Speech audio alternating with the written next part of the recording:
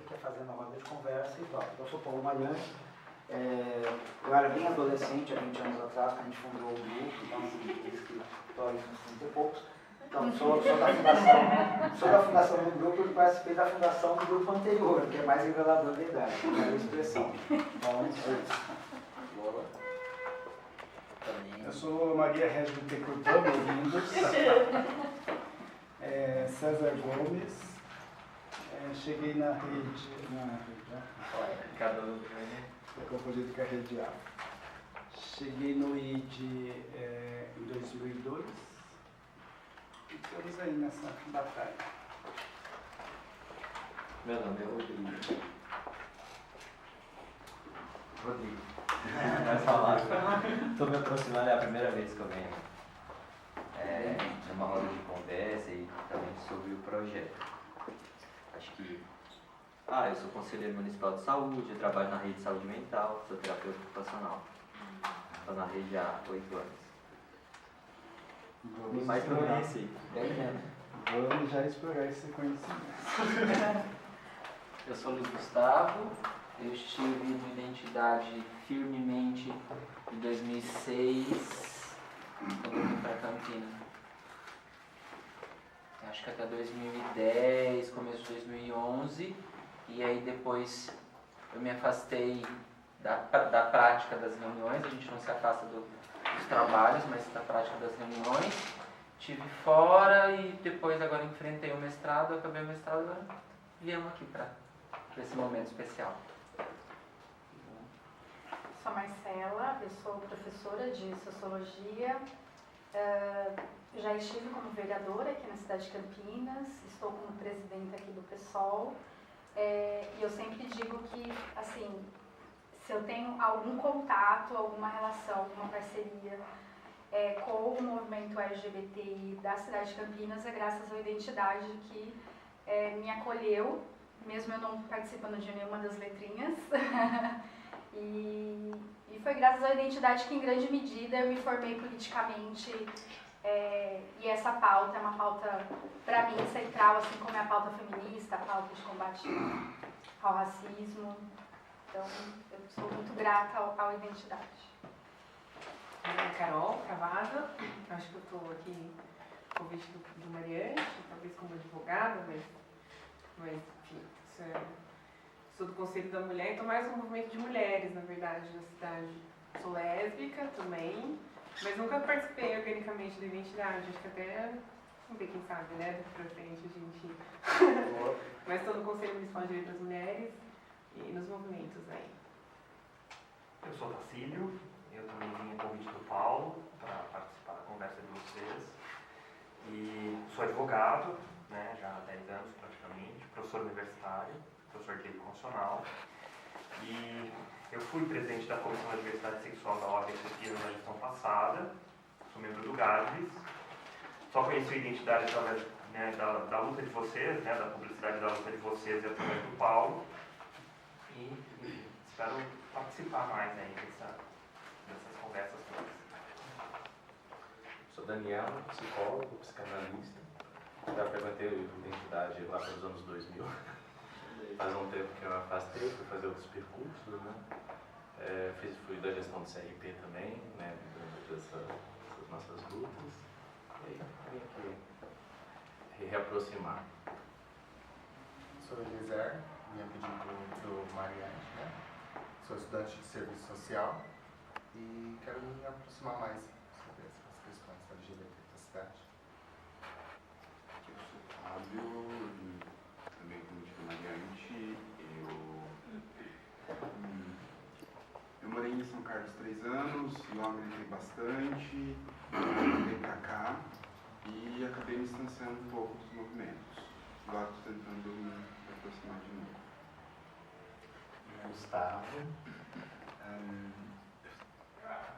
sou formado em Ciências Sociais, eu conheci a Identidade pelo Thiago Duque, que ele deu aula pra gente na PUC, estudei com a Marcela, inclusive. Desde lá eu já venho alimentando uma paixão e curiosidade por identidade, mas fui me envolver com identidade há 2 anos atrás, uma época que o fogo no cu do dente estava um pouco baixo, agora está acendendo de novo. Prazer. Mas é um prazer estar aqui. Maravilhoso, muitas experiências acumuladas, né? Ok, um prazer. Bom, meu nome é Daniela, mas eu sou mais conhecida como Biscoito. Eu estou na Identidade desde 2012, se eu não me engano. E é isso, também participo do movimento de mulheres aqui de Campinas, sou da Cultura das Vadias. E estamos aí. Feliz com esse momento. Desculpa atraso, gente. Pronto, passei, ó. Eu sou Leonardo Canoa, eu estou na Identidade desde janeiro, acho que eu sou a última safra que entrou agora com vocês, entrando. Eu sou pesquisador na Unicamp, de pós-doc, e estou topando uma oficina na Casa Sem Preconceitos com a Leila, toda sexta-feira. Está sendo bem bacana. Eu nunca tinha trabalhado ou participado de nada de ativismo e tal. Vai ser bem bacana esse período de identidade com a Casa Sem Preconceito. Que bom, lá. Bem bacana mesmo. É de vídeos? Quer apresentar só falando nome. Ah, tá. Bom, eu sou Edviges e eu fiz parte da Identidade no primeiro, segundo ano, um pouco, né? E então eu já era avó do movimento homossexual, agora sou a bisavó do movimento homossexual. E assim, eu até falei, Mariante, eu estou muito bem, né? Não sei até que horas eu vou ficar, mas fiz questão de vir porque a identidade para mim foi aquele momento assim, uma coisa muito, muito importante. Eu acho que foi quando eu aprendi que quando você passa por momentos terríveis na vida, que naquele momento era um momento assim de eu ter claro qual era a minha orientação sexual, que eu assumia como bissexual, que hoje eu assumo como lésbica, entendeu? Mas foi um momento que eu fiquei totalmente isolada, né, de amigos, e trabalho, um monte de coisas, e eu acho que às vezes terapia é importante, mas sem um movimento assim, popular, com que você se identifica, eu acho que não é quase nada na terapia. Para mim foi um apoio, um aprendizado imenso, né? E sobre direitos humanos, Mariante, assim, meu mestre, né? E as companheiras e companheiros todos que eu conheci na identidade, assim, marcaram minha vida, né? Marcam ainda. Então, eu fiz questão de vir para dar esse depoimento.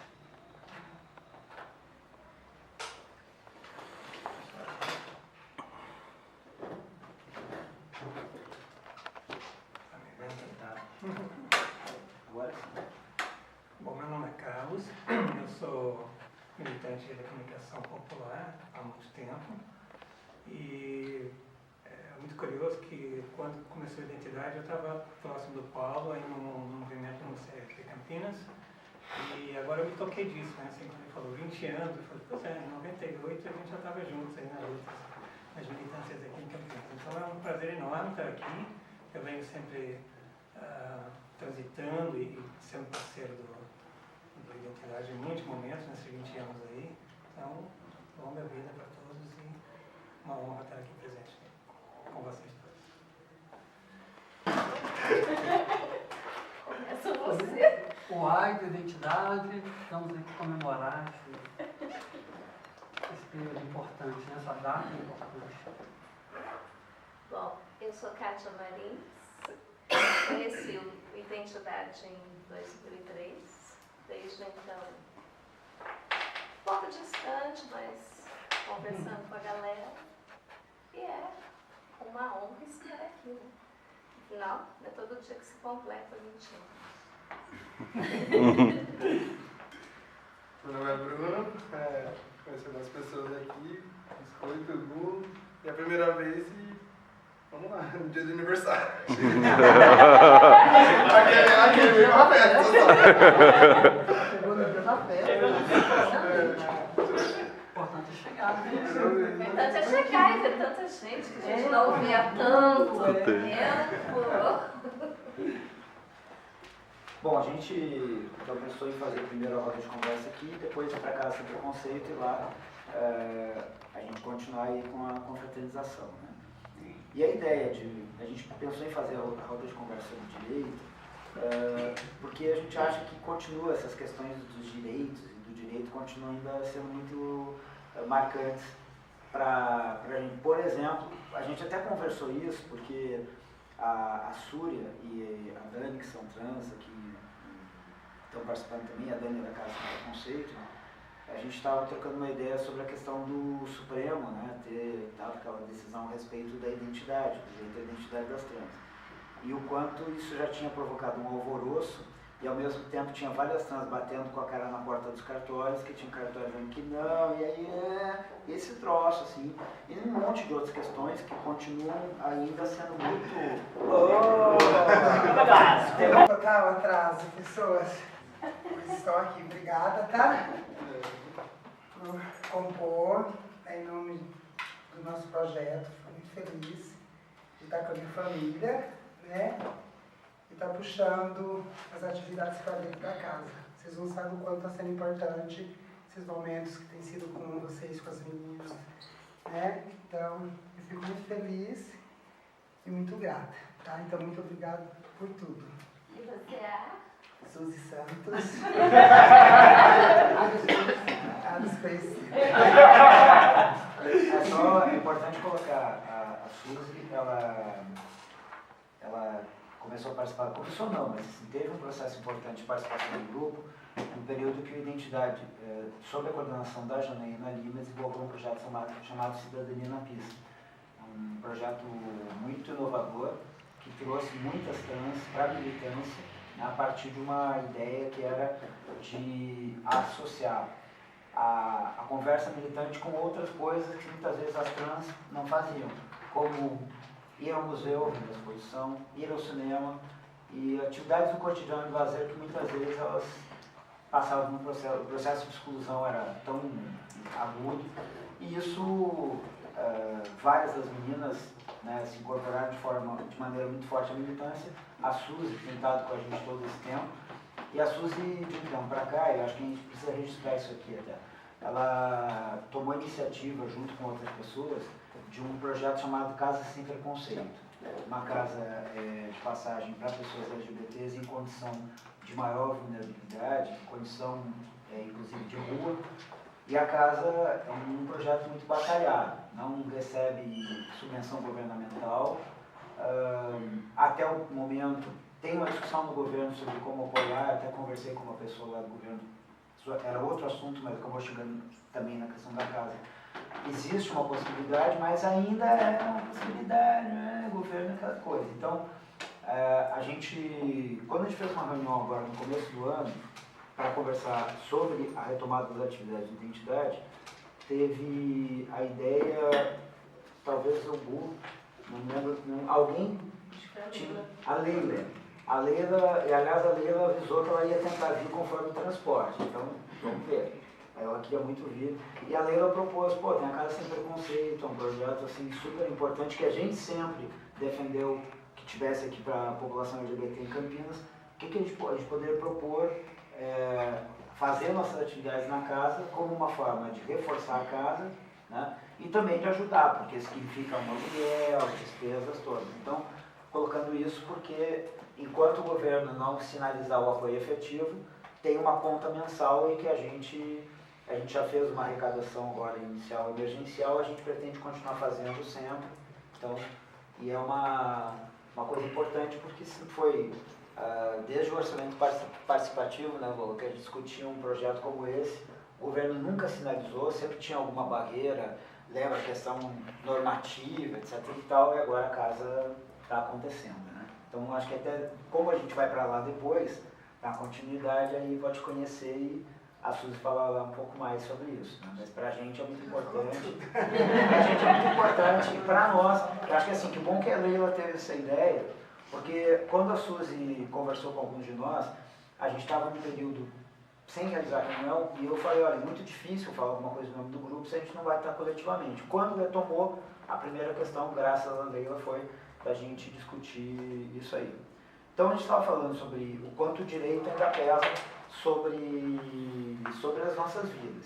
E a gente conversou, e a gente pode aproveitar essa ideia de que, talvez antes de ouvir as duas pessoas que a gente convidou, um advogado e uma advogada, que tem militância, que tem uma experiência acumulada na profissão, né, no direito, que a gente conversasse, que a gente desenvolvesse o que a gente pensa sobre o que ele serve, o que ele não serve, no que ele atrapalha, no que ele ajuda e tudo mais. Então, eu acho que era um pouco pensar isso. Eu citei o caso da decisão do Supremo para as trans, que ainda é uma coisa que não está resolvida, assim, tem inclusive muita informação controvertida sobre isso. O CNJ, o Conselho Nacional de Justiça, não regulamentou ainda. Aí há uma discussão se precisa ou não precisa, mas a gente pode depois aprofundar, mas a ideia é juntar um pouco isso, assim. Eu acho que assim, a gente ao mesmo tempo ganha direitos e ao mesmo tempo tira o direito, né? Essa questão desse maldito nome social. Nossa, eu tive vários problemas por conta disso. No Marugate, quando fiquei internada, ao ponto da primeira vez chamar, ter que ligar aqui no CR, pedir para a Val, pedir para a advogada, baixar a carta de direitos do SUS e levar lá, chamar a coordenação para poder pontuar, explicar, fazer ela ler, que não conhecia. E aí, com o tempo, tenho outra pneumonia e volto, e passo pela mesma situação. Né? Então, isso porque eu já tinha feito ouvidoria. E o pior, eu acho que mais o romper do direito, é você não poder brigar por ele. Né? Porque quando a advogada que está no CR e entra num processo ou num pedido contra o Marugate, ela não pôde dar continuidade na ação por ser um órgão público e o CRC da prefeitura também, ser dos mesmos municípios. Então aquilo para mim foi o fim. Né? Então de que direito a gente fala? Né? Essa casa, por que me deu essa loucura de abrir essa casa? De pôr todos os dias meu trabalho em risco por conta de brigar pelos direitos da nossa população. E voltada mais pelas trans em situação de rua. Né? Porque aí você começa aquele pedido, né? Me ajuda, eu preciso de um lugar, não quero ficar mais na rua, quero sair da rua. Aí você vê vários héteros, femininas, masculinas, com várias casas de passagens que rapidinho vai, eleito em CAPSE. E aí, quando chega na menina, tem várias barreiras. Né? Quando entra, você vai pedir um litro de leite para passar um período, a equipe avalia que a menina não entra no critério. Então ela precisa gritar, ela precisa ainda voltar nessa fase de se cortar, ficar louca, como a Bruna fez várias vezes. Né? De você estar pontuando e você não conseguir inserir ela na casa de passagem porque você acabou vendo que nem os moradores, nem a equipe vai estar preparada para lidar com essa menina. Então, assim, eu não sei se realmente temos direito, eu não sei nem quem tem direito, na verdade. Né? Então, eu vejo, olha aí, a gente teve vários impasses com esse estatuto por conta do meu nome social. Né? Tive que pedir outro RG, ter que mandar e mesmo assim solicitar de novo o chefe do bendito RG, que já por segunda vez vai. Né? Então, assim, que direitos que temos de verdade? Né? Eu não sei qual é o meu direito. Na verdade, eu sei que eu tenho o direito de trabalhar, né, que eu preciso sobreviver e não quero mais viver da esquina, porque já me cansei também, nem tenho mais idade para isso. Não sei nem se eu ganho mais pro sal, né? No tempo era do frango, hoje nem sei do sal. Então, assim, eu não sei, eu fico vendo as coisas, né? A Dani, que é a menina agora, que passou a maior humilhação no Santander, né? Que o Thiago entrou com ação, o advogado que responde pelo Estatuto da Casa, com ação contra o banco. Porque ela vai todas as vezes, todos os meses, receber o seu salário ali naquele banco. E aí, num bendito dia que está no guarda, ela não consegue passar. não consegue passar e não abre a porta da lateral e aí vai, fica nessa vai, vem, ao ponto como que abre a porta, a hora que a travesti começa a gritar. Então a travesti, eu acho que tem que ser barraqueira, eles olham nesse sentido, né? Então é muito difícil você ainda manter a cautela. Então assim, por muitas vezes eu me pôr em risco no meu trabalho, eu fui me engolindo, que foi o ponto que eu abri a casa, de ver esses direitos não ser. Né? E aí quando o Paulo Mariante fala da cidadania na pista, e quando eu iniciei, pensei muito. Eu pensei enquanto identidade. Porque foi a identidade que tirou eu daquele patamar de rua, de prostituição. Quantas vezes a gente se escondia da janaína dele, que eles iam entregar preservativo, ele sabe. E ao pouco tempo a gente foi se gravando. Com o tempo eu estava fazendo a prevenção. E ele estava brigando por outras causas. Contra a população que queria tirar as meninas de lá de cima. Então a gente fomos... Né? Então, quando eu penso nessa condição de que eu não sei se a gente tem o direito. O direito, a gente que vamos decretando dando melhores formas que a gente vai, porque senão a gente não consegue viver.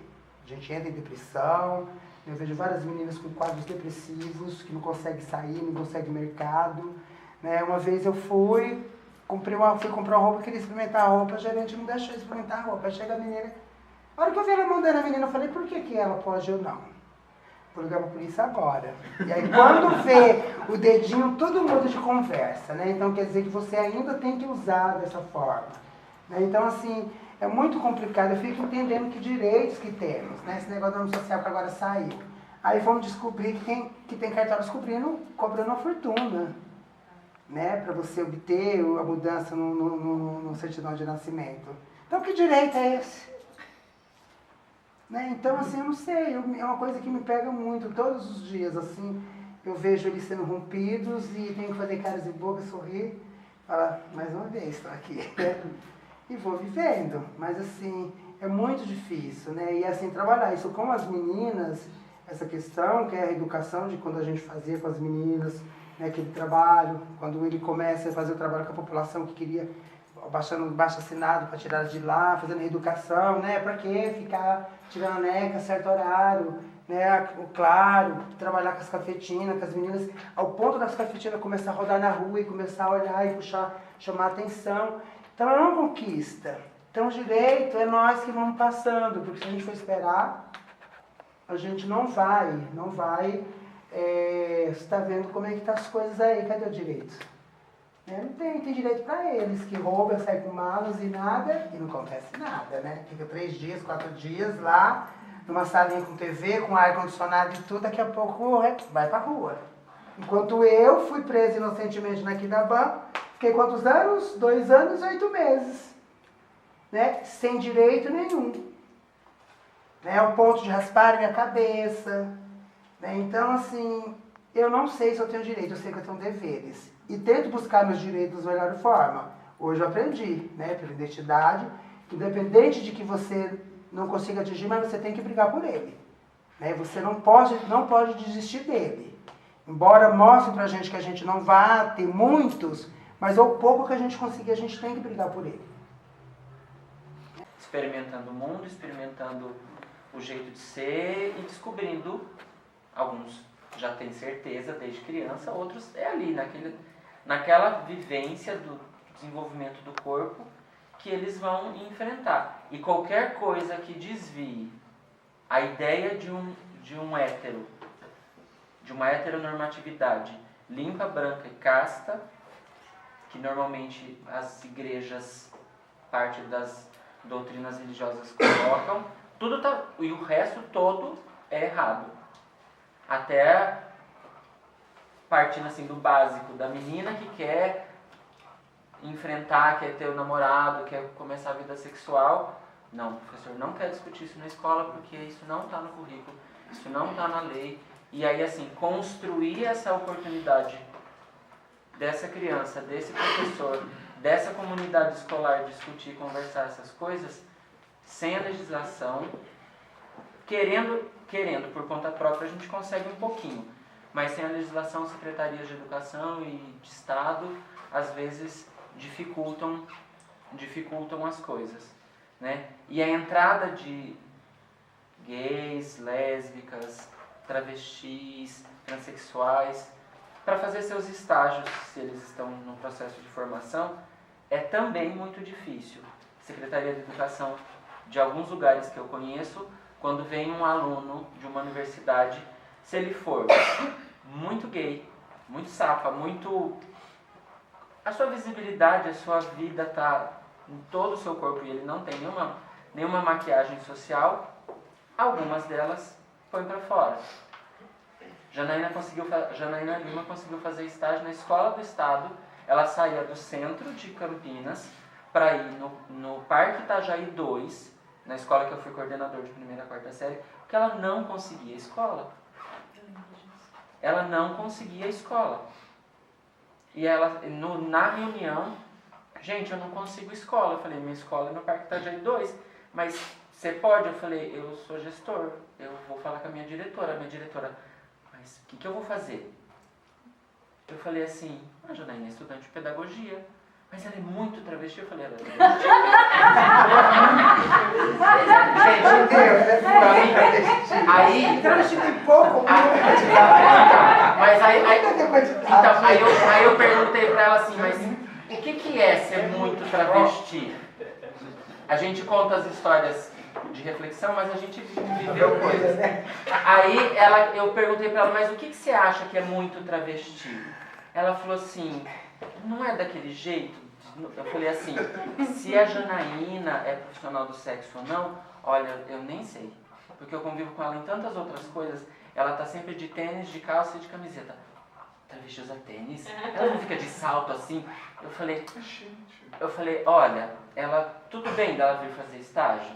Ela é minha amiga, ela precisa, ninguém abriu a porta para ela. E a diretora falou, então traz, mas se tiver algum problema você vai se ver com as suas professoras, porque você é o coordenador. Eu falei, quem responde pela escola judicialmente é você que é diretora. E aí ela ficou no impasse. Vou ligar para a supervisão. Eu falei assim, precisa. Eu vou convidar a Janaína para vir um dia aqui. E aí você conversa. E a Janaína chegou, conversou com ela, tudo bem. Ela é travesti mesmo? Então aí eu conversei com as professoras de 1ª a 4ª série. Mas na minha sala de 1º aninho, o que eu vou falar para os pais? Nada, é uma estagiária. E aí eu tive que passar assim, semanas conversando com as professoras, explicando o que era identidade, o que acontecia no identidade, o que eram todos os programas do identidade, que elas não conheciam uma ou outra que tinha intimidade, e foi uma experiência que nada me amparava em relação ao direito. A escola e a diretora assumiu, a gente assumiu, é um direito, o diretor podia responder pelo estágio de um aluno. Então ela fez o estágio, conviveu muito bem com as professoras, conviveu bem com as crianças e se formou. Então é isso, eu quis trazer o contexto do direito para a escola, assim, nesse exemplo. O que eu faço lá com o adolescente, né, a vida do professor, e quando o jovem LGBT vai fazer seu estágio na escola. E se ele vai fazer estágio em outra área, eu já não sei como é, mas joga a educação no meio da conversa. Nunca mais ela vai perguntar se a pessoa é muito travesti, né? Eu acho que não.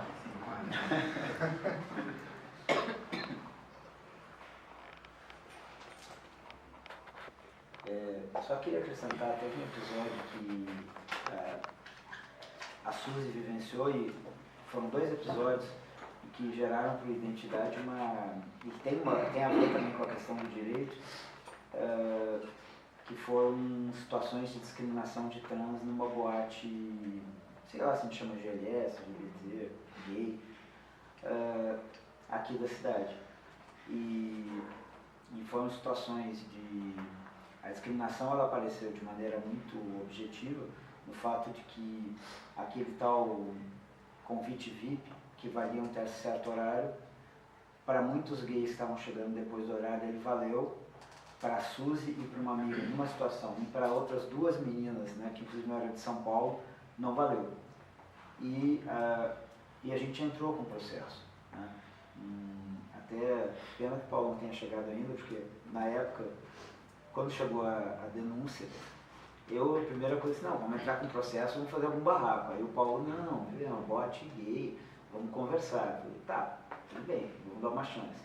Aí fizemos uma carta, aí eu falei, bom, já que a ideia foi tua, então vai tu lá, né? Aí foi o Paulo, o namorado dele, foram super, assim, tratados com desprezo, mal conseguiram entregar a carta e a gente não fez resposta nenhuma. Aí passo o seguinte, entramos com o processo com base na lei estadual antidiscriminatória.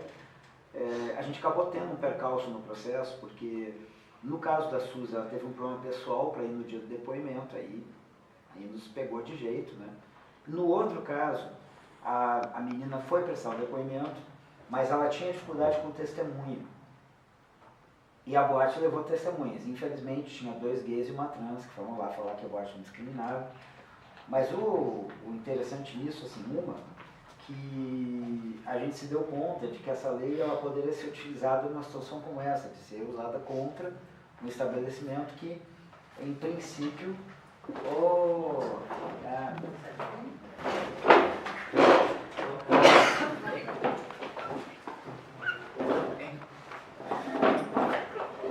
Vamos se apresentar aqui para a roda.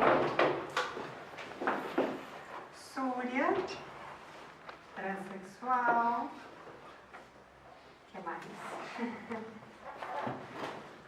49 anos, então devo imaginar que 30 anos de preconceitos e situações desagradáveis, né? Mas sobrevivi a todos que estão aqui. E feliz, né?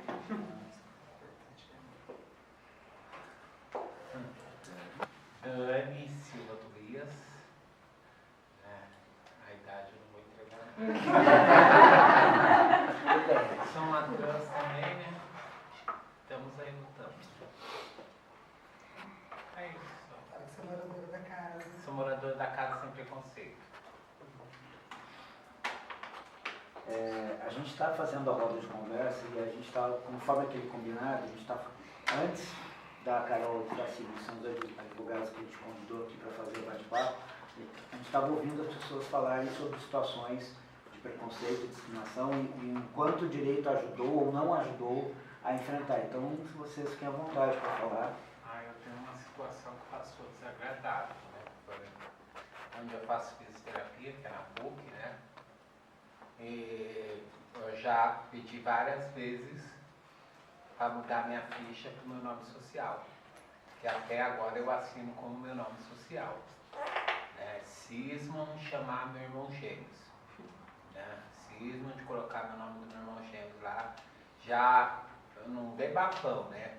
Fui, falei com a professora sexta-feira, foi lá embaixo, conversou com as recepcionistas lá e mudaram tudo agora, depois que eu fui falar com a professora, né, que eu falei, se vocês não resolverem isso, eu vou procurar meus direitos. E eu sei aonde eu vou procurar. Né? E eu sinto uma certa discriminação também por ser portadora, né, do vírus HIV.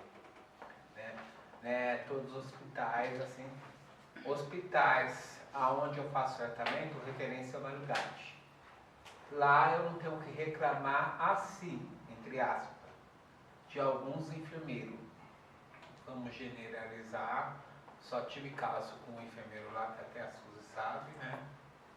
E é desgastante, porque tá vendo também, para quem não sabe, a saúde pública está quebrada. Quem trabalha no ANDO, ou se tem alguém aqui que trabalha, tem você, né? Sabe como é a situação, o corriqueiro que está acontecendo realmente, entendeu?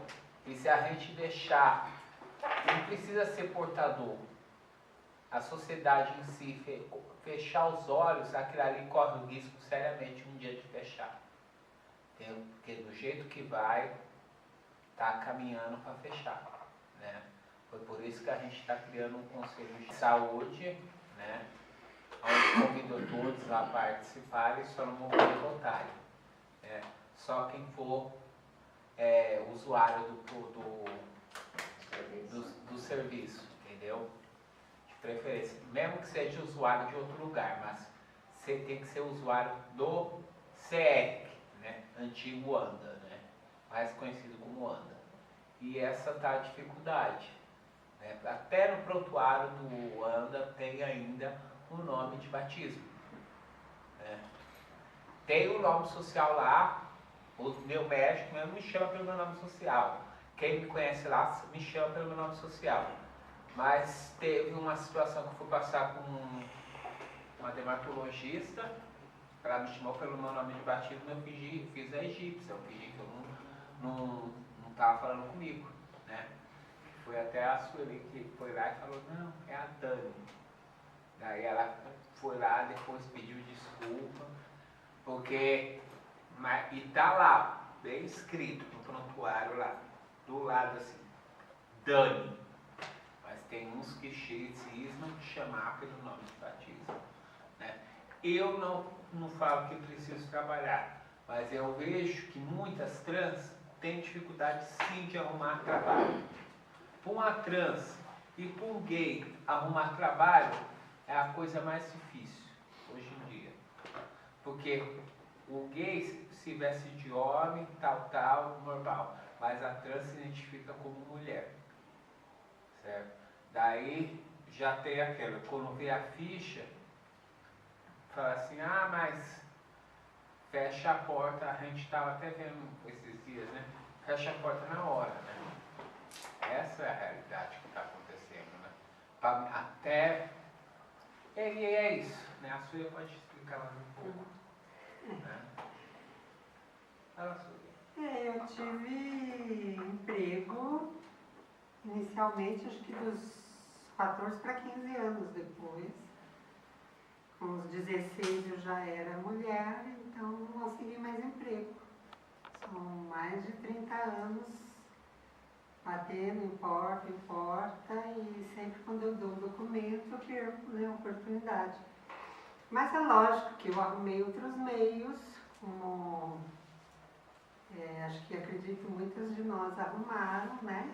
Assim que o meu pai faleceu, eu me prostituí durante 2 anos.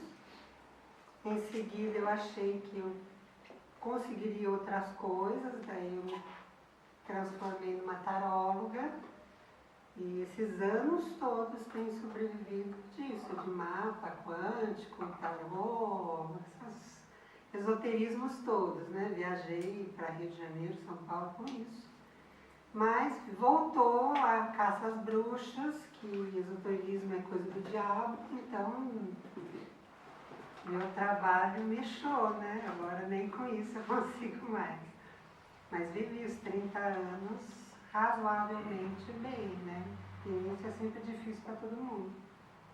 Mas eu consegui fazer um nome e na realidade eu vim de São Paulo para Campinas. Então, no meu bairro, como eu praticamente cresci lá, muita gente sabia da minha sexualidade, inclusive quando eu assumi tudo. Só que a minha fama dentro do esoterismo, ninguém sabia. Então eu era mulher, né? E um belo dia eu resolvi expor mesmo, e contar que eu era mulher trans, tudo. E isso também me chocou, porque dentro da espiritualidade, o que a gente chama de espiritualidade, a gente imagina que não teria consequências essa revelação, né? E no fim, perdi 90% das pessoas que tinham uma consultoria comigo, né? E foi uma coisa complicada, porque você imagina que tudo que você prega, você pratica, né? Então, acho que fiquei mais chocada ainda, né? O que é a espiritualidade em si. Mas, graças a Deus, eu estou sobrevivendo a isso, né? Como todas de nós. Acredito que temos histórias dolorosas, familiares, né? Como todas. Mas eu lembro que eu fiz uma reunião de trans uma vez e o pessoal falou, ai, você é muito resolvida. Daí eu comecei a ser excluída, porque eu não tinha muito choro, muita dor. Não é que eu não tenha, todos nós temos. Mas eu fui me impondo. Eu não tenho a dúvida se eu vou isso ou não, eu já faço. Então, esse meu poder de decisão, acho que espanta as pessoas, assusta as pessoas.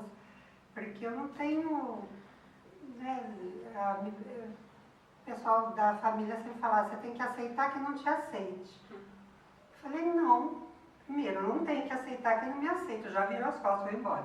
Segundo, eu acredito, né, dentro do meu limite psicológico, que hoje levantamos a bandeira do negro, o LGBTI, né? Agora tem o I, tem mais letras, enfim, eu sou da época da trans gay, né? Daí vieram trocentas letras que eu adoro e respeito, mas enfim, eu acredito na humanidade e na igualdade. Não que eu acho que a luta não seja válida, ela é, que eu faço parte. Mas a forma de eu me manifestar na sociedade é sempre na igualdade. Tá? Eu tenho uma amiga negra, eu tenho um amigo gay, não existe. Você ficar rotulando coisas, fica estranho, né? Então na minha adolescência era, é bonzinho, mas é negro, é bonzinho, mas é gay. Assim, sempre tinha um mais, né? O que é esse mais? É de mais poder, deve ser. Porque é estranho essa situação. Então eu sempre pautei pela igualdade. Eu não tenho que estar com rótulo de travesti, de trans, disso ou daquilo. Eu me assumi mulher, gostem ou não gostem, as pessoas vão sempre tacar pedra, mas sempre num nível de igualdade, tentando falar de igualdade, que o ideal não seria uma separação como tem, né? Era tudo misturado mesmo. Eu sempre falava para as pessoas, por que eu tenho que ir num bar gay, né? Na minha adolescência era bar gay, hoje é LGBT, mas enfim. Por que eu tenho que ir num bar? Eu não posso, não. Você tem que ir num bar onde as pessoas... Não, acho que é que nem antigamente tinha a igreja dos negros, a igreja dos brancos. Porque na verdade a gente chegava e nem entrava, né? Nos outros bares. Quando entrava, Na verdade é essa, né? Não é que a gente não podia ir, né? A gente podia até entrar, não sair. Não, mas é aquilo que eu falei. Eu fui me firmando e frequentando todos os lugares, inclusive lugares destinados a LGBT. Agora estou lembrando bem. Mas, enfim, acho que a nossa luta é para ir ficando na igualdade. Eu não tenho que falar o fulano é gay, o fulano é bi, o fulano... Estou falando de sexo, isso é sexologia, não é? Porque quando a gente define gay, trans, a gente só pensa... Não. Então, somos iguais. Não existe isso no contexto ser humano. Nós nos firmamos como um ser humano, como gente. Então, nós somos gente, todos iguais. Eu sei que é importante a bandeira, eu levanto, tiro foto da bandeira, mas eu acredito que um dia nós vamos precisar disso. Hoje precisamos, vamos lutar juntos, estamos juntos para tudo. Mas o futuro não tem rótulo, não existe rótulo. Eu queria falar um pouquinho da questão do nome social, principalmente da área que eu estou, que é a saúde e a saúde pública. Né? Então, ter lei de que vale como que se aplica a quem cobra, porque existe a lei para o nome social, seja a nível municipal, estadual ou federal. Ok. Tá, daí bota a lei na parede e faz o que com ela? Lembrando que a minha área é saúde, é um campo onde tem a maior rotatividade de profissionais, então acho que vale também as capacitações, para as pessoas entenderem, e que na hora, no dia a dia, e é um campo muito grande de estágios de estudantes, né, de todas as áreas da saúde. Então, e ainda que hoje eu trabalho num local em que a ficha de atendimento do paciente tem lá em cima o nome, porque tem que ter o nome de registro mesmo, isso tem que ter, mas tem lá o nome social. E esse serviço que eu estou é o programa de AIS, que é o Centro de Referência, o antigo ANDA, o antigo COVAS. E os profissionais que lá estão, né, os mais velhos, na ficha vai de fato, como a Dani disse, um nome bem grande da pessoa. Não sabe se bota o nome na frente, o nome social na frente, o nome de registro embaixo, como é que faz, mas tem. E nos outros 64 unidades básicas de saúde Campinas? Como que é isso? E nos hospitais? Como que fica essa questão, né? Porque é um processo em que elas passam, e eu já passei por tabela, porque como vivi com uma pessoa trans, então eu entendo muito bem essa questão do preconceito e da discriminação. Mas o que eu quero provocar aqui é como fazer com que toda a rede básica de saúde, toda ela, seja municipal ou privada, né, serviço público ou privado, tenha pelo menos um nome social na ficha, porque daí acho que fica mais fácil de cobrar do profissional. E como trabalhar com todos esses profissionais, como explicar para ele que existe a lei e que as pessoas, sejam pessoas trans ou não, porque eu estou no serviço público, agora dia 18 completei 30 anos de prefeitura. Então a gente tem pacientes também que não querem ser chamados de José Luiz. Ele quer ser chamado pelo nome. Tem uma senhora lá que o nome dela é Vitalina e ela é chamada por Baiana, porque é assim que ela se reconhece. Então também não estou nem falando da questão da população trans. Acho que o nome social serve para qualquer pessoa em que o seu nome de registro não se adeque a ela naquele momento. Então, para os doutores e doutoras, como é que a gente trabalha essa questão? Porque não basta, tem a lei, tá? E aí que tem a lei? Porque elas continuam passando por discriminação. A Súria acabou de relatar que ficou 25 anos sem ir no serviço público. E como servidora do serviço público de saúde, é exatamente isso que acontece com a nossa população. Elas deixam de ir ao serviço por questão do nome. E aí acarreta muitas outras coisas. Como é que a gente trabalha isso? Eu não tenho muita resposta. Não sei se é a hora da gente já falar, mas... Não, agora fiquem à vontade, até porque vocês falam agora, a gente pode fazer um bate-papo. Quando o Paulo comentou, até pensei em preparar alguma coisa, material, alguma coisa, mas pegando o link dessa informalidade, dessa forma mais descontraída de conversar, eu acho que eu vou começar por um relato e depois a minha percepção sobre todas essas violações que vocês estão narrando, né? Logo que eu me formei no direito, que eu virei advogado efetivamente, eu queria muito advogar para ganhar dinheiro, para sair de casa, para me assumir, né, assumir a sexualidade também, que fazia parte de todo um processo de transformação social interno, mas ainda pensando, né, eu sempre gostei muito do direito constitucional, dos direitos humanos, de toda essa teoria, tanto que eu leciono hoje no direito constitucional e nos direitos humanos, sempre pensando nesse aspecto teórico. Quando você mergulha efetivamente nesse aspecto teórico, você pensa que os problemas eles acabaram, né, de certa forma. Porque você compreende que o direito constitucional, sobretudo a nossa Constituição Federal, lá no artigo 1º, inciso 3º, enfim, né, ela prevê lá o valor de dignidade da pessoa humana, e aí você efetivamente mergulha naquela teoria para descobrir o que é dignidade da pessoa humana, e aí você descobre aqueles filósofos maravilhosos, todos eles com a sua farta filosofia, para dizer que nós não somos coisas, que nós somos todos pessoas, e que como pessoas somos todos iguais, e que, portanto, todos os mecanismos e todos os sistemas, o sistema econômico, o sistema jurídico, o sistema de saúde, né, todos os sistemas devem se adequar a esse contexto, porque, na verdade, não são as pessoas que se adequam ao sistema, os sistemas que se adequam às pessoas, né? Então, você aprende tudo isso, você acha tudo lindo, e aí, falando da minha experiência pessoal como, vou colocar militante entre aspas, porque eu não me considero um militante como vocês, do movimento social que efetivamente mergulham nas manifestações, né?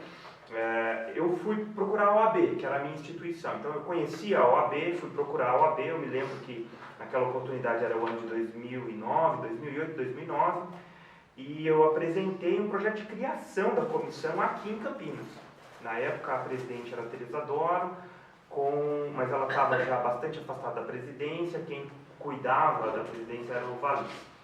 E eu me lembro que ele me recebeu muito afetivamente, o Valim foi meu professor, de uma forma muito política, olhou o projeto que eu tive a delicadeza de escrever, um projeto de criação, já tinha visto que em várias outras regiões do país havia uma criação de comissão, em Campinas até a oportunidade tinha uma coordenadoria vinculada à Comissão dos Direitos Humanos. Eu achava isso indigno, né, e eu achava que merecia uma comissão específica, sobretudo porque naquela época nós estávamos na expectativa do julgamento da ação que reconheceu a união estável e que foi, né, o gancho, o link, o gatilho para o casamento. Então a gente estava naquela expectativa, eu julgava que era necessária uma comissão. E o Valim, a primeira coisa que ele me disse, eu era advogado iniciante, trabalhava num escritório grande, que advogava aí, né, para ganhar dinheiro efetivamente, e ele me disse, nossa, como você tem coragem, né? Você não acha que você vai ficar, né, marcado? Né? Que coragem é? Da onde vem isso, né? E tudo. Eu olhei para ele e falei, pô, mas é o que eu sou, né? Se eu vou ficar marcado ou não, eu acho que já são uma consequência da realidade estrutural que eu vivo. Então, para mim não faz a menor diferença. Bom, o fato é que a comissão foi criada, depois de um tempo eu assumi a presidência, e aí eu efetivamente me dei conta de como, até então eu era muito jovem, né, ainda me considero jovem, mas naquela época ainda mais jovem, ainda mais ingênuo, no sentido da institucionalização do direito em si, né, que eu achava que aí quando eu assumi a Comissão da Diversidade Sexual e Combate à Homofobia da OAB aqui de Campinas, que é uma das maiores OABs do país, eu falei, pronto, né, agora a gente consegue fazer muita coisa. E aí eu me deparei com uma homofobia institucional de uma grandeza que, assim, é quase que intransponível. Se você não tiver fôlego, você realmente... não que eu tenha me afogado, né, que eu tenha ficado sem fôlego, mas eu vi que, assim, realmente o movimento social são as pessoas, não são as instituições, definitivamente não são as instituições, e quando eu digo não são as instituições, a gente pode ter uma vitória no Supremo, a gente pode ter uma vitória nessa ou naquela instituição, a prefeitura pode se dobrar nessa ou naquela negociação, mas definitivamente é um movimento social livre, independente, formado por pessoas como vocês, que efetivamente conquistam alguma coisa nesse aspecto. O direito, ele vem a reboque. É impressionante como as pessoas que operam o mundo jurídico hoje, né? E aí a Carol falou que a gente é crítico. As pessoas que operam o mundo jurídico hoje acreditam que o direito é maior do que as pessoas. Elas, efetivamente, elas não têm consciência de que o direito é instrumento, né? Elas não percebem, não, mas aqui há um entrave normativo, ou aqui há um entrave legal, ou aqui não, tem que ter o nome assim, tem que ter o nome assado. Ninguém pensa, né, as pessoas que operam o direito hoje não estão treinadas a pensar o direito como uma forma de satisfação do interesse social. Isso é uma realidade muito, muito clara. Né, acho que assim, essas violações todas, elas são frutos disso. Tem teóricos que falam isso claramente. O mundo do direito. Mas para mim, hoje em dia, 2018, você lê isso em livro, porque o mundo do direito. A clara falta de percepção. As pessoas realmente acham que o direito ele termina em si próprio. Que o processo, então você não conseguiu a testemunha e, portanto, você merecia perder o processo. Eles acham que realmente o processo ele deve ser maior do que o direito que está sendo discutido, que está ali, né, que está colocado naquele debate. Então, se houve uma falta de notificação, se não houve isso, se não houve aquilo, então você perde o processo, mesmo tendo o direito. Onde já se viu isso? Como é uma situação onde você perde o processo tendo o direito? Ou o processo ele é instrumento de aniquilação do seu direito? Então, e foi através do exercício na OAB, na última gestão, nessa gestão, né, eu não participo, até porque fiz oposição na eleição institucional que teve, né, há 3 anos atrás, e é que eu tive compreensão disso. O mundo jurídico é extremamente fechado, os advogados, né, de vez em quando vinha um advogado e me falava assim, mas eu sou super simpático da sua temática, vou te levar não sei pra quê. Eu falei, amigo, você é simpático? Faz o seguinte, me manda um e-mail, que eu tenho 3 currículos de pessoas trans, mulheres trans na minha caixa de e-mails, e você contrata elas como sua secretária. Não precisa nem colocar num cargo de destaque, de poder lá dentro do seu escritório, mas né, contrata ela como secretária. Não me manda, né? Imagina. Acabou a simpatia. Acabava a simpatia. Acabou a simpatia. E eu acho, eu dei uma aula na Unicamp para a turma de medicina, no curso que eles têm lá de bioética, acho que é uma questão assim, e aí eles trazem os alunos, além da pós-graduação, eles trazem os alunos da faculdade de medicina, os alunos de primeiro, segundo, acho que até terceiro ano da faculdade, né? E é impressionante como falta essa visão, não só no direito, mas em todos os lugares. O sistema de saúde deve servir as pessoas. Né? Então, se está errado no formulário, a gente tem que mudar o formulário. Muda. Isso. A gente não tem que ficar criando uma linha para nome social, uma linha para nome de batismo, uma linha para não sei o quê, um código para não sei o quê, uma lei para não sei o quê. Cara, é o direito que tem que fazer essa adequação. Não é as pessoas que têm que se encaixar aos códigos, até porque a vida, eu digo para os meus alunos em sala de aula isso, a vida não cabe nos códigos. Às vezes eles olham, não professor, mas em qual artigo da Constituição a gente costuma fazer uns debates, eu levo uns teóricos lá, enquanto a faculdade ainda me permite, né?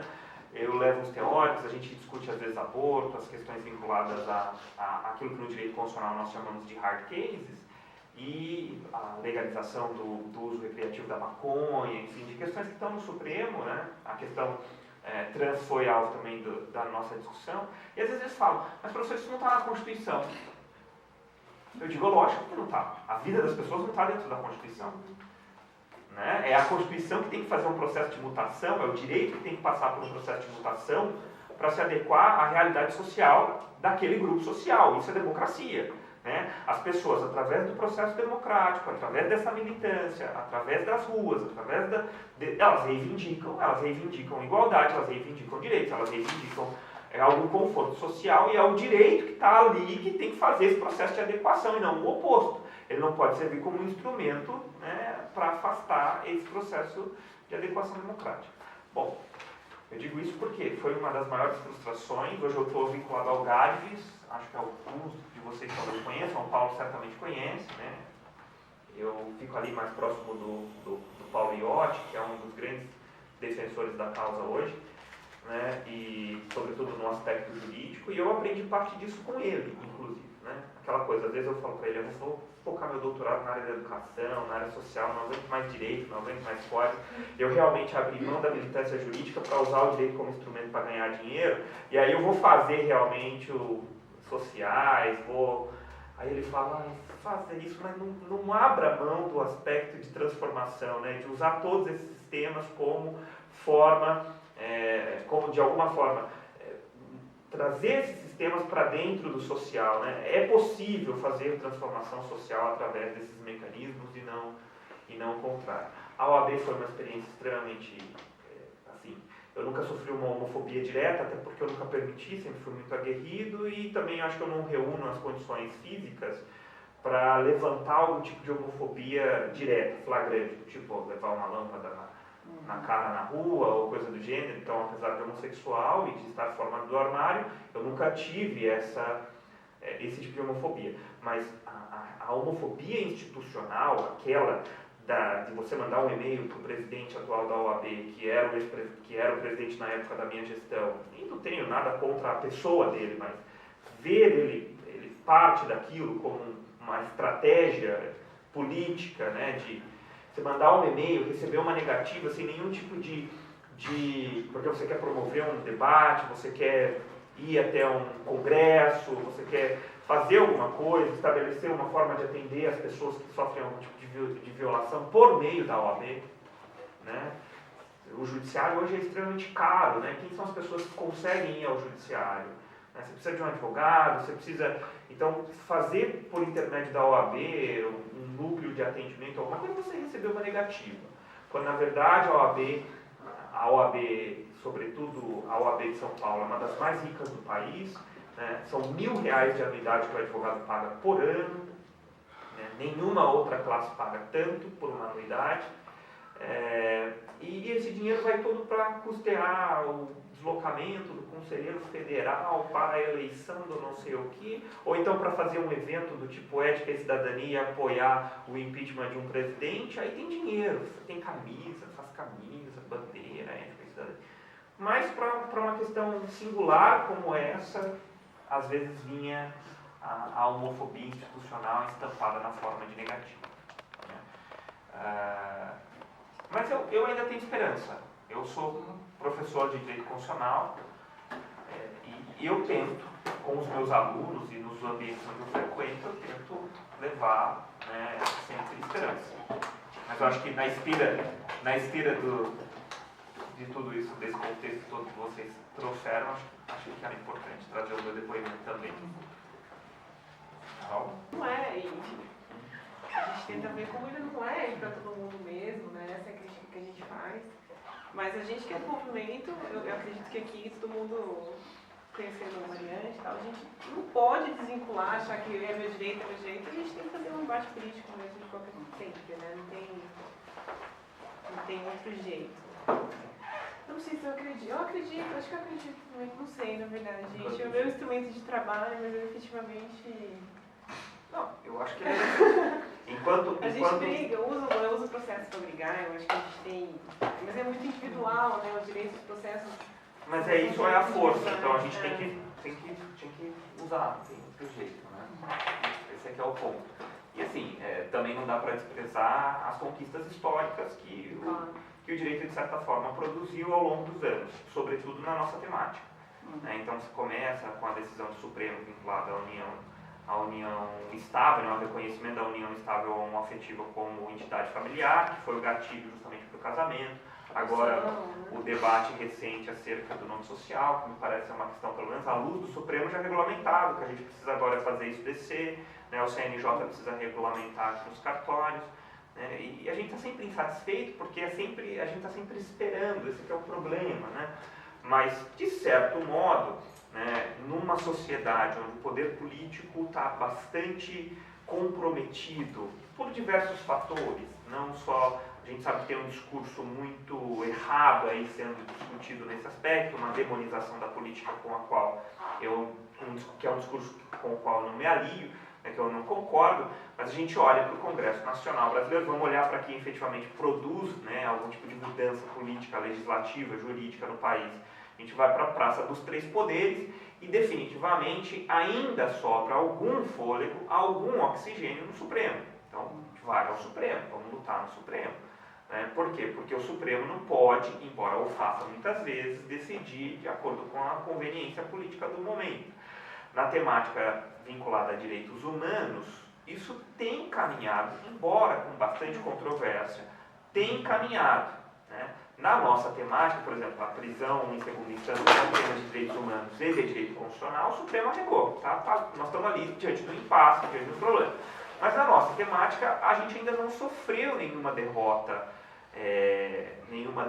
como que eu posso dizer, expressiva, né? No sentido de inviabilizar realmente a efetivação do direito. Então, quando a gente precisou foi, e veja, o único lugar onde a gente produziu vitória. Se você pegar Brasília, é o único lugar onde foi produzida a vitória. Então, ainda é difícil, ainda é ruim, é extremamente burocrático, é bastante lamentável. Jean Willis tem falas muito brilhantes nesse aspecto, com as quais eu concordo, que é o fato da gente ter que produzir isso via tribunais. Né? Então, se você precisa produzir isso via tribunais, significa que houve violação antes. O grande ruim disso é que se você precisa ir ao judiciário é porque você já foi violado. Parando o direito. Né? Você já está dentro da restauração, justiça é restauração, em tese. Então você já está ali, se a gente precisou ir ao Supremo para em 2009 produzir uma decisão X, para agora, em 2018, produzir uma decisão Y, isso já era para ter sido produzido no âmbito do Congresso Nacional há muitos anos. No âmbito do Poder Executivo, como é que está a coordenadoria? E aí você fala tanto do Poder Executivo Federal, mas você pode descer aqui, como é que está a coordenadoria LGBT de Campinas? Né? Então, cadê? Onde é que está? Quem são as pessoas? Fica lá o CR com o nome dele, com a Val, né, que é uma guerreira, fazendo o que pode e o que não pode ali. Eu fui como presidente da comissão lá no CR e mandei um projeto para o presidente da OAB. Né? Falei, olha, a gente precisa dar apoio a esse lugar, né? A gente precisa estar aqui com advogados. Ah, mas o nosso código de ética, não sei o que, vai conflitar. Não é segredo para ninguém que a OAB se senta à mesa, né, do prefeito quando quer, né, à mesa do líder do governo quando quer. Né? Então é lógico que ia ter um problema. E é nesse sentido que eu digo. Continua sendo nos tribunais a única forma da gente conseguir ser ouvido. Né? Eu acho, além das ruas, que é importante, um movimento social livre, desvinculado de qualquer outra... O Regis saiu de lá porque não conseguia fazer ação Regis nenhuma. conhecia, exato, não conseguia. Era advogado, mas tinha aquele problema, porque também era guarda municipal, e aí o pessoal queria sempre pegá-lo. É impressionante o nível de perseguição, né? Porque se você não se conforma com o não da homofobia institucional, então você passa a ser efetivamente perseguido. Né? É um sistema difícil de você mudar, não tenho dúvida disso.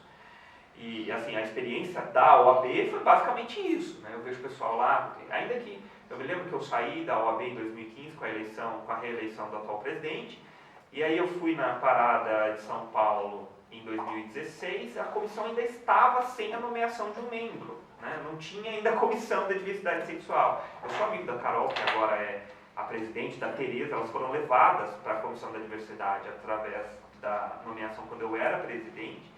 E quando o Marcelo foi presidente, substituindo o Daniel, porque eu tinha mandado a nomeação delas, isso talvez elas não falem, mas eu tinha mandado a nomeação delas, eu tenho isso documentado por e-mail, há mais de 7 meses ficou no e-mail do Daniel para ele nomear duas integrantes para me ajudarem a trabalhar na CDS. Então assim, não, sou super simpático, mas hoje estou viajando, hoje eu estou isso, hoje eu estou aquilo, hoje eu estou... E aí você vai asfixiando, né? Tá, demorou 7 meses. Bom, o fato é que depois ele ganhou novamente a eleição, a comissão estava sem nenhum membro.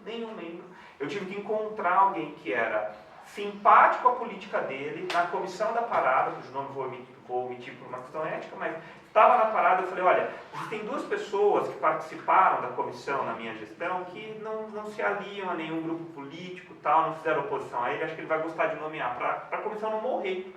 Ainda falei para ela, se ele não nomear e extinguir a comissão, porque de certa forma eu me sentia muito, conseguiu ter a comissão, aí você extinguir porque não tem ninguém para assumir e tal, se ele extinguir a comissão, você fala para ele que a gente vai fazer beijaço lá na porta do escritório dele, da família dele. Essa é uma ideia boa. Aí 2 semanas depois estavam elas nomeadas, né? De certa forma... Com medo do peixe. De certa forma... no escritório dele, aí veio a nomeação, que bom, né, tal, e gosta de posar em fotos aí, dizendo que não tem homofobia nenhuma envolvida no assunto. Mas ok, não tem problema, o importante é que estão trabalhando e a comissão está indo, isso para mim é o mais importante. Mas é isso, acho que o direito, ele vai ficar estático, ele não vai se mexer, se a gente não impulsioná-lo, né, e a gente não pode só pensar o direito como tribunais, como colocou a Carol, direito à política, direito à manifestação, direito à rua, né? Por mais que isso seja difícil, mas se mexer, botar o Congresso Nacional para produzir direito, né? Botar o Poder Legislativo para produzir direito de alguma forma, pressionar o Executivo para produzir o direito, porque o direito ele permeia todas essas áreas. A gente costuma pensar como leigo que o direito é advogado, juiz, quando na verdade é o que a Carol apontou, o direito é política, o direito permeia os setores políticos. Né? E aí o prefeito vai dizer, não tem norma, não faço, não tem isso, não faço, então pressiona o legislativo de alguma forma. Né? E na última trincheira da cidadania, como diz o ministro Marco Aurélio, não que eu goste de todas as falas dele, mas na última trincheira da cidadania estaria efetivamente o judiciário. E vejam, a situação é tão caótica no Brasil que a gente tem usado muito essa última trincheira, né? É o tempo todo. É só tribunais, é só tribunais, é só tribunais. Bom, enfim, acho que é isso que eu queria acrescentar. Há algum tempo, mas não efetivamente. E aí hoje tive convite para vir participar da comemoração, aproveitei para vir. É um prazer estar aqui com vocês. Na rede Campinas. Enfim, com essa identidade já faz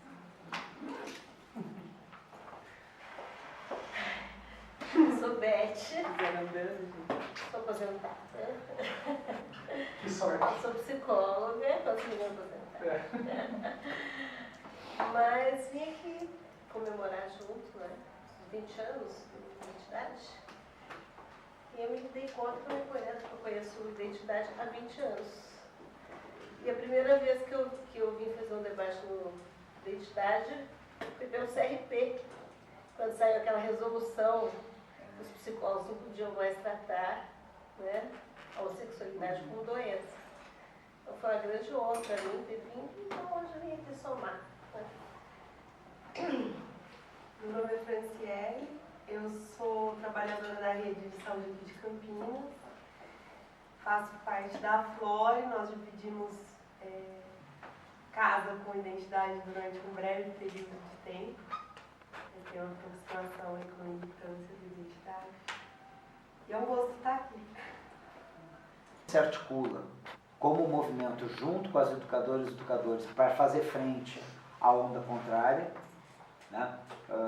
Não sei se vocês têm acompanhado, mas assim, é muito presente hoje no país professoras e professores que são denunciados por conteúdos pretensamente fora do que deveria ser o conteúdo educacional. Pode ser desde a professora que questionou o golpe, até o professor que falou sobre diversidade sexual. Tem uma orientação hoje do pessoal de Escola Sem Partido, do MBL, é uma coisa horrorosa, assim, asquerosa. Para quem viveu, por exemplo, um período que no final da ditadura, que a gente falava do negócio chamado deduragem, né? Então, assim, é bonito a aluninha filmar, o professor falando isso. Sim. E esse vídeo, ainda que ele não gere um processo, que em alguns casos tem tido iniciativa de processo mesmo, que é um horror, é jogado em rede social. E imagina o nível de esculhambação, né? A professora é petralha, a professora é bolivariana, o professor é um pervertido que quer converter os seus aluninhos a serem todos, né, viados. Acho que isso, essa acho que é uma das coisas que mexe muito, assim, como a gente se organizar melhor para enfrentar esses processos e pensando que o direito passa por isso também, né? Como fazer isso coletivamente? Eu acho que esse é um dos grandes nós que a gente tem. E talvez uma das coisas que a gente pudesse pensar era a maior possibilidade de que essas demandas que a gente identifica, elas fossem tratadas de maneira mais coletiva. Claro, quando é um caso de discriminação que acontece, a discriminação na boate gay, né, vivida por uma trans, a discriminação na empresa, vivida por um gay ou por uma trans, ou por uma lésbica, às vezes o caso em si. Mas uma coisa que eu tinha esquecido de comentar, tanto no caso que a Suzy e a Dani viveram lá de discriminação na boate, a gente fez o processo. E a gente achava que o processo era uma interrogação, porque tem tudo isso. Pode faltar testemunha, mas a gente não abria mão de fazer uma coisa, que era uma manifestação na frente do lugar. Eu sofri preconceito na porta do banco. Eu sou cliente desde 2004. Está rolando um processo para ser chamado agora, audiência agora. Eu sofri um preconceito, porque eu ando com andador. Entendeu? E todos nessa agência, só nessa agência, não quiseram abrir a porta. Sempre fica alguém responsável. Mesmo que a pessoa responsável saiba almoçar, fica alguém para abrir a porta. Ou para um cadeirante, ou para uma pessoa que usa andador. Falou que na hora eu tive que chamar a guarda municipal, chamar a polícia militar. Entendeu? Nisso daí mexe com o psicológico da gente. Porque eu me senti constrangida. Porque os outros iam saindo do banco, ia todo mundo olhando para a sua cara. Sabe? E eu não estava com a minha bolsa ainda estava no armário. Porque eu só tinha tirado meus documentos para resolver minha situação no banco. Né? E tive que dar, eu não dei escândalo, mas eu tive que chegar ao ponto de chamar a guarda municipal e a polícia militar. Né? A meu advogado hoje em dia está correndo um processo. Eu ia deixar quieto, mas ele falou, não deixa não. Né? Porque nessas pequenas coisas, né, que é aquele velho ditado, de grão em grão, a galinha enche o papo. Eu não posso deixar mais. Né? Ser discriminada e ficar quieta. Né? E eu fiquei super decepcionada. Né? Já me ligaram outra vez do própria rede do banco, né? Que é o antes tinha do tempo do Banco Real, Lembra, né, que antes de virar Santander era Banco Real, né? E ligaram para lá, conversaram, mas não deu a mim mesmo. Falei, vou continuar com o processo e vai rolar.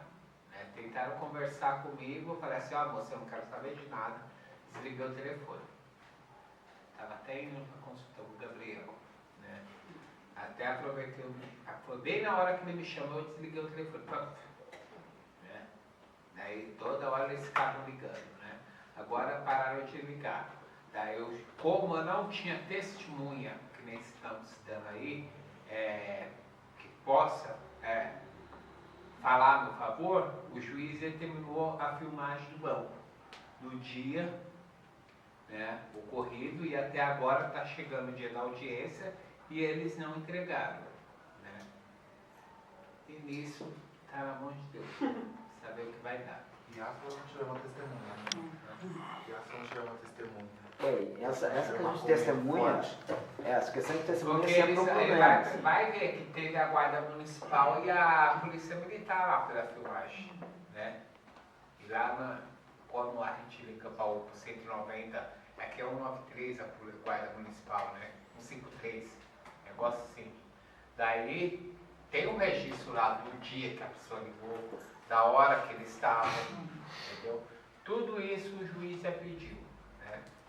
Da parte da Polícia Militar e da Guarda Municipal está tudo certo. Só o banco que recusa a se entregar a filmagem. Né? Lésbicas, gays, bissexuais, transexuais, intersexos, junto com a ANTRA, que é a Associação Nacional de Travestis e Transsexuais, procuraram a Defensoria Pública da União, porque a DPU ela foi parceira na ação, foi uma das entidades que fez entrou inclusive com o amicus curiae, embora a ação tivesse sido proposta pela BGLT e depois outras entidades somaram, a DPU cumpriu um papel muito importante. Essas duas entidades procuraram a DPU para tentar agilizar a regulamentação do Conselho Nacional de Justiça, porque no caso da União Civil mesmo foi quase 2 anos, né, Cecília? Foi. Quase 2 anos. Então, assim, para não ter que esperar os 2 anos, essa questão de garantir o tempo, segundo, porque a primeira minuta que saiu de regulamentação do CNJ, e deixou todo mundo assim, entre perplexo e indignado, é que o Supremo tinha acabado de decidir, dizendo que não precisava de laudo, não precisava de ação judicial, e tinha mais, acho que não precisava de laudo, ação judicial, cirurgia, quer dizer, nem cirurgia, nem laudo, nem... E a primeira minuta que o CNJ lançou mencionava laudo. Né? Então já tinha uma preocupação, e aí o pessoal, a DPU chamou uma audiência pública no dia 7 de maio. Essa audiência pública já tem até a ata, depois a gente pode mandar aqui no grupo do WhatsApp para todo mundo. E talvez isso ajude a não ter essa demora toda e sair de fato uma regulamentação que limpe essa área. Né, de dizer com todas as letras que não tem que ter laudo, porque por exemplo, já tem cartório que está exigindo alguns documentos que em princípio a gente não vê muito, algumas certidões de antecedentes que a gente não está vendo. Tem cartório. Teve 2 ou 3 que me passaram que estavam exigindo documentos que não tinham nenhuma razão de ser. Então tem essa iniciativa da BGLT e da ANTRA, junto com a DPU, tá, parceira nisso, para ver se agiliza. Ia sair agora um documento dessa audiência pública, aí sai um documento em nome da Defensoria Pública da União, com o apoio de todas essas redes que estão juntas, além da BGLT e da ANTRA, a Rede Trans, a Aliança Nacional LGBTI, outras organizações de direitos humanos que estão sendo parceiras, o FONATRANS, que é o Fórum Nacional de Trans Negros, para ver se agiliza isso e a gente consegue ter uma solução mais rápida possível. Por enquanto está tudo muito no Brasil inteiro, assim, tal cartório está aceitando, mas aí o cartório aceita e cobra umas taxas assim, lindas.